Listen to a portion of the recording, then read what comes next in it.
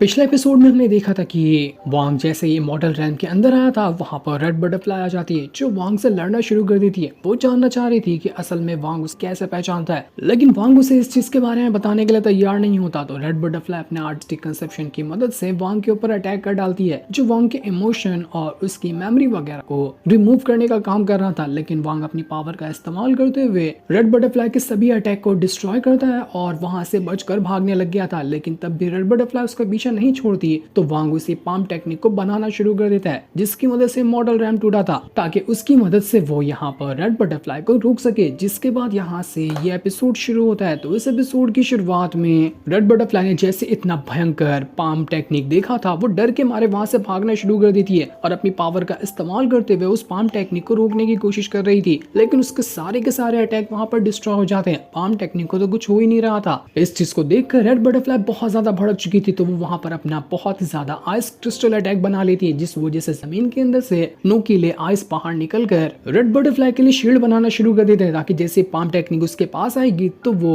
उन ice shield की मदद से रेड बटरफ्लाई तक के पहुंच ही नहीं पाएगी, उससे पहले ही वो खत्म हो जाएगी। और बिल्कुल ऐसा हो भी जाता है। जैसे ही पाम टेक्निक उस आइस क्रिस्टल के ऊपर अटैक करने वाली थी, उस पर अटैक करने से पहले ही वो पाम टेक्निक वहां पर पूरी तरह से गायब हो जाती है। इसी मौके का फायदा उठाकर वांग फट से एक पोर्टल बनाता है और पोर्टल के अंदर जाकर घुस जाता है। वो रेड बटरफ्लाई एकदम हैरान रह चुकी थी कि आखिर इसके पास इमॉर्टल रैल्म के अंदर भी टेलीपोर्टेशन पोर्टल कैसे आया। टेलीपोर्टेशन पोर्टल तो नॉर्मल बंदों के पास नहीं होता है, मतलब साफ है कि ये वांग कोई नॉर्मल बंदा तो नहीं है। इसके पास जिसका आर्टिस्टिक कंसेप्शन है वो भी कमाल का है, इसके पास जो ट्रेजर वगैरह है वो भी कमाल के। मेरे ख्याल से ये एक एलीट डिसाइपल होगा अपने सेट का, जहाँ का भी ये डिसाइपल होगा और उसकी जो सेट होगी जिस कंट्री में होगी वो भी लेवल 5 से नीचे की तो कंट्री नहीं होने वाली। तो वहीं वांग अब एक दूसरे फ्रेगमेंट को छूते हुए एक अलग जगह पर टेलीपोर्ट हो चुका था। वो जगह पूरी तरह से लावे से बनी होती है और यहाँ का भी पत्थर का टुकड़ा डालियो ने अपने पास रखा था, तो वांग यहीं पर आ गया होता है। वहां पर आने के बाद वांग काफी ज्यादा थका हुआ था। वो कह रहा होता है कि अच्छा हुआ मैंने यहाँ पर टेम्परेरी तौर पर वो पाम टेक्निक बना लिया। माना कि वो उतनी स्ट्रॉन्ग नहीं थी लेकिन रेड बटरफ्लाई का ध्यान भटकाने के लिए तो काफी थी और मैं आसानी से उसके अटैक से बच गया। वरना अगर फाइट होती जबरदस्त वाली तो मुझे भी बहुत नुकसान हो सकता था, क्योंकि वो मुझसे कल्टीवेशन में आगे ही है। उसी के साथ साथ कुछ मिनट के मैंने पाम टेक्निक को बनाया था और मेरी काफी ज्यादा पावर को इसने अपने अंदर ही घसीट लिया। मतलब कि जब भी मुझे पाम टेक्निक बनानी होगी ये सोच के बनाना होगा कि वो पाम टेक्निक मेरी अच्छी खासी स्पिरिचुअल पावर को घसीट लेगा। इसके बाद वांग जिस फ्रेगमेंट वाले वर्ल्ड के अंदर अभी वो आया था उसे ही अच्छे से एक्सप्लोर करने लगता है। वहां पर उसे कुछ भी दिखाई नहीं देता, सिर्फ लावा वगैरह ही थे। लेकिन जैसे वांग आगे बढ़ा था अलग अलग जगह पे स्पेस रिफ्ट खुलने लग जाते हैं। मतलब समझो कि एक छोटा सा पोर्टल हो गया, जो पोर्टल जो भी बंदा सामने दिखा देता है उसे अपने अंदर घसीट लेता है और ये घसीट कर न जाने कहाँ ले जाएगा उसकी कोई हद नहीं। इसलिए वांग उन सभी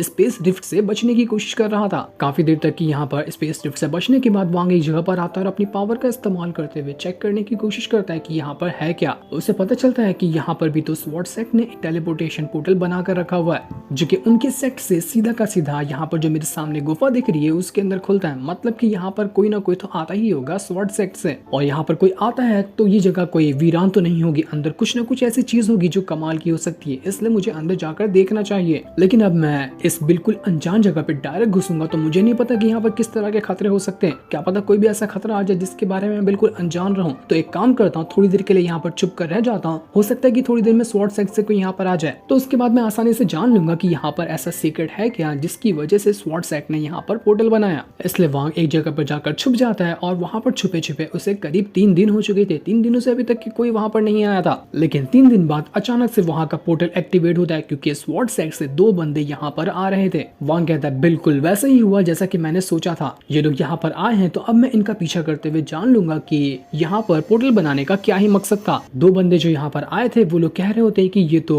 हमारे सामने जो है वो इमॉर्टल बीस्ट मैंशन है, इसके अंदर बीस्ट वगैरह रहा करते थे। ये एक नहीं बल्कि टोटल हमारे जो स्वॉर्ड सेट के एंसेस्टर वगैरह हैं उन्होंने अब तक के 6 इमॉर्टल बीस्ट मैंशन को ढूंढा हुआ है। उनमें से ये 6ठे नंबर पे आता है। उनमें से एक बंदे का नाम ज़ैंग हाओ था। वही यहाँ पर जो 2 लोग आए हैं उनमें से सीनियर है और दूसरा वाला बंदा उसका जूनियर है। ज़ैंग हाओ बता रहा था कि इस जगह को हमारे एंसेस्टर ने बिल्कुल बाय चांस ही ढूंढ निकाला था। कोई इरादा भी नहीं था इस जगह को ढूंढने का, लेकिन अचानक से जगह उन्हें मिल गई थी। इसके बाद वो दोनों वहां पर अपनी पावर का इस्तेमाल करते हुए आगे बढ़ने लग गए थे। उनके पास जो टेक्निक थी उस टेक्निक की वजह से वो लोग स्पेस रिफ्ट जो यहाँ पर खुल रहा था उन सभी को स्टॉप कर देते हैं और बड़ी आसानी के साथ वो गुफा की तरफ बढ़ रहे थे जहाँ पर वांग अभी है। ये चीज देखकर वांग काफी ज्यादा हैरान रहता है। उसे समझ में आता है कि ये जो टेक्निक इन लोगों ने इस्तेमाल किया ना, इसकी मदद से स्पेस रिफ्ट से बचा जा सकता है और इस टेक्निक का नाम है मेंडिंग सर्च टेक्निक। अगर मैं इस टेक्निक को सीख लूं तो बहुत अच्छी बात हो जाएगी और इस इमॉर्टल रैम के अंदर जब भी स्पेस रिफ्ट बनेंगे मैं इनसे आसानी से बच जाऊंगा। तो वहीं ज़ैंग हाओ जो था वो अपने जूनियर ब्रदर से कह रहा था कि तुम यहाँ पर आने के बाद ना जरा सा सावधान रहना, क्योंकि ये जगह बहुत खतरनाक है और यहाँ पर हम टेलीपोर्टेशन पोर्टल का भी इस्तेमाल नहीं, जब हम गुफा से बाहर निकलेंगे तभी पोर्टल का इस्तेमाल कर पाएंगे। तो यहाँ पर जो भी होगा हमें खुद के हिम्मत पे ही सब खतरों का सामना करना पड़ेगा। जूनियर ब्रदर कह रहा था कि यहाँ पर तो ये जगह कई सालों से वीरान है, तो आपको ऐसा लगता है कि अभी भी यहाँ पर जिस चीज की तलाश में हम आए हैं वो मौजूद होगी? मुझे नहीं लगता कि वो होगी, वो खत्म हो गई होगी। ज़ैंग हाओ कहता है कि नहीं नहीं ऐसा नहीं है, यहाँ पर जो है ना वो इमॉर्टल बीस्ट की स्पिरिट है। अगर ये अपने शुरुआती टाइम पे होता जब वो बहुत ज्यादा स्ट्रॉन्ग था तब तो हम उसे पकड़ भी नहीं पाते, लेकिन यहाँ पर इतने साल गुजर चुके हैं तो वो थोड़ा कमजोर हो गया होगा। उसके बाद हम आसानी के साथ उसकी इमॉर्टल स्पिरिट जो है बीस्ट की उसे हासिल कर सकते हैं। उल्टा ये हमारे लिए अच्छी ही चीज है। एक बार हमें इमॉर्टल बीस्ट की स्पिरिट मिल जाए तो उसके बाद हम फ्यूचर में अपनी कल्टीवेशन को बहुत आगे तक ले जा सकते हैं, वो हमारा बहुत ज्यादा काम आएगी। उनकी वांग छुप कर सारी बातें सुन रहा था कि आखिर ये लोग कह रहे क्या है और इनके यहाँ पर आने का मकसद क्या है। वांग को भी पता चल चुका था कि यहाँ पर किसी तरह की इमॉर्टल बीस्ट की स्पिरिट मौजूद है, उसी को लेने के लिए ये लोग यहाँ पर आए हैं। तभी तो इतनी खतरनाक जगह पे भी यहाँ पर स्वॉर्ड सेक्ट वालों ने पोर्टल बना कर रखा था, बड़ी कमाल की बात है। इसके बाद ज़ैंग हाओ और जूनियर ब्रदर एक गेट के पास आ जाते हैं जहाँ पर लिखा हुआ था कि इसके अंदर जाने के बाद ही इमॉर्टल बीस्ट का इलाका शुरू होता है, इसलिए वो दोनों उसी जगह के अंदर चले जाते हैं। अंदर आने के बाद उन्हें वहाँ पर एक पुतला दिखाई दिया था जो कि किसी बीस्ट का लग रहा था और हो ना हो शायद यही होगा इमॉर्टल बीस्ट की स्पिरिट जिसके अंदर से बहुत ज्यादा पावर बाहर निकल रही होती है। उसे देखकर यहाँ पर ज़ैंग हाओ जो था जूनियर ब्रदर से कहता है कि तुम आसपास की जगह पर ना थोड़ी सी निगरानी रखो जब तक कि मैं जो ये बीस्ट की स्पिरिट में से जो पावर निकल रही है ना इसे कलेक्ट करने की कोशिश करता हूँ। इस वजह से जूनियर ब्रदर वहाँ पर अपनी स्वॉर्ड की मदद से निगरानी करने लग गया था और ज़ैंग हाओ जो होता है वो एक पॉट निकाल कर उसके अंदर उस स्पिरिट की पावर को कलेक्ट करना शुरू कर देता है। वो पॉट भी काफी ज्यादा कमाल का लग रहा था। पॉट इस तरह से डिजाइन ही किया गया होता है कि वो आसपास का सारा ऑरा अपने अंदर एब्जॉर्ब करके कलेक्ट कर सकता है। इस चीज को देखकर वहाँ एकदम शॉक में जा चुका था कि अरे इनके पास ये किस तरह का पॉट है, ये पॉट तो बड़ा कमाल का है, इतनी फटाफट ये सेलेस्टियल एनर्जी को अपने अंदर कलेक्ट किए जा रहा है। ये मेरे पास होता तो मैं कितनी एनर्जी को अपने अंदर कलेक्ट कर लेता।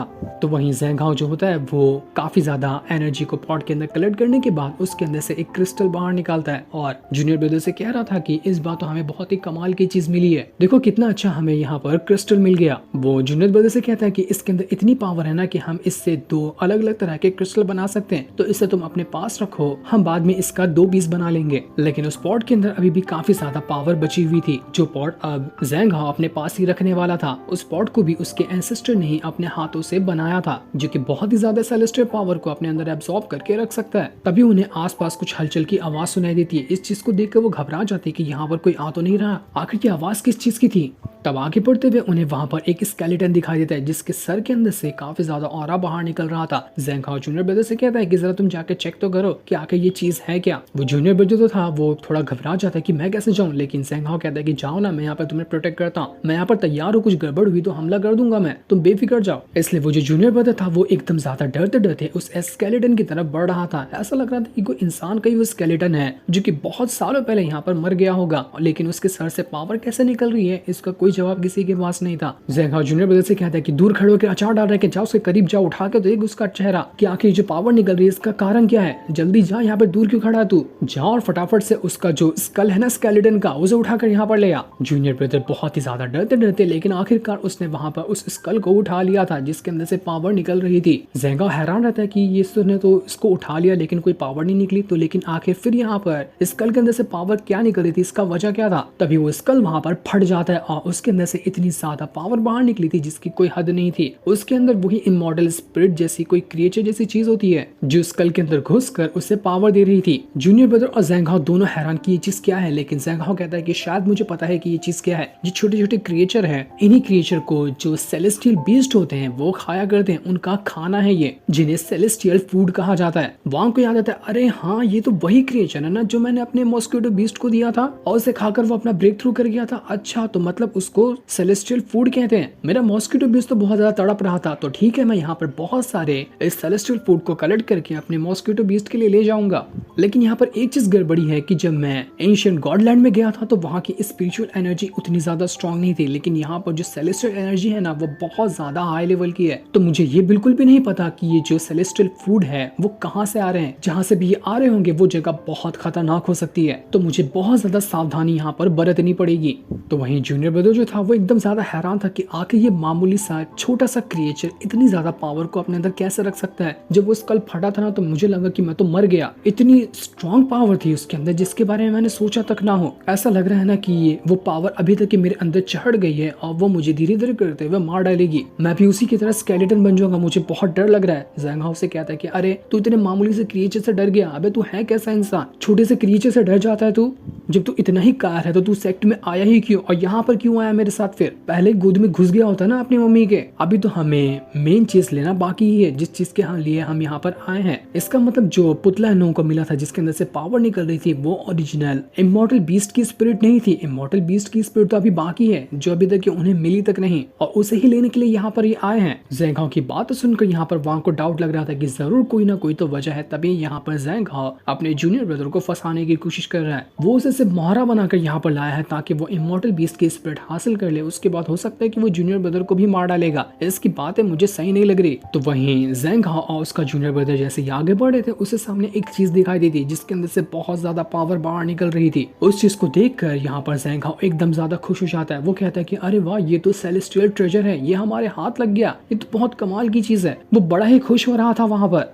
वो जैसे यहाँ पर उस सेलेस्टियल ट्रेजर की पावर को अपने अंदर डाल रहा होता है उसे वहां पर वही सेलेस्टियल फूड वाला क्रिएचर दिखाई दिया था जो कि आसपास ही घूम रहा होता है। मतलब साफ था कि उसी का यहाँ पर घर होगा जो यहीं पर छुप कर रहता है। और जैसा हमने सोचा था बिल्कुल वही चीज वहां पर हो जाती है। जैसे ही वो सेलेस्टियल फूड वाला क्रिएचर बचकर यहाँ पर आया था वो अपने पूरे साथियों को बता देता है। इस वजह से छत फाड़ कर वहां से बहुत ज्यादा वो सेलेस्टियल फूड वाले क्रिएचर बाहर आने लग गए थे जो ज़ैंग हाओ और उसके जूनियर ब्रदर पे हमला शुरू कर देते हैं। उन दोनों की फटकर हाथ में आ जाती कि बाप रे ये क्या चीज थी। वो लोग अपनी जान बचाकर वहां से भागने लग जाते हैं ताकि जैसे तैसे वो लोग सेलेस्टियल फूड क्रिएचर से खुद को बचा सके। वो क्रिएचर एक नहीं बल्कि लाखों की तादाद में आ चुके थे जो दोनों के पीछे हाथ धोकर पड़ जाते हैं। अब तो लग ही नहीं रहा था कि ये दोनों यहाँ पर बच पाएंगे। जूनियर ब्रदर वहां पर अपनी स्वॉर्ड की पावर का इस्तेमाल करते हुए एक सेलेस्टियल फूड क्रिएचर को मारने की कोशिश करता है, लेकिन कोई फायदा नहीं हुआ था। अब तो यहाँ पर और ज्यादा आने लगते हैं जो इन दोनों को कैसे भी करके आज यहाँ पर मारना चाह रहे थे। ज़ैंग हाओ भी अपनी पावर का इस्तेमाल करता है लेकिन कोई फायदा नहीं हो रहा था। कुछ भी क्यों ना कर लेते वो दोनों, लेकिन वो क्रिएचर रुकने का नाम ही नहीं ले रहे थे।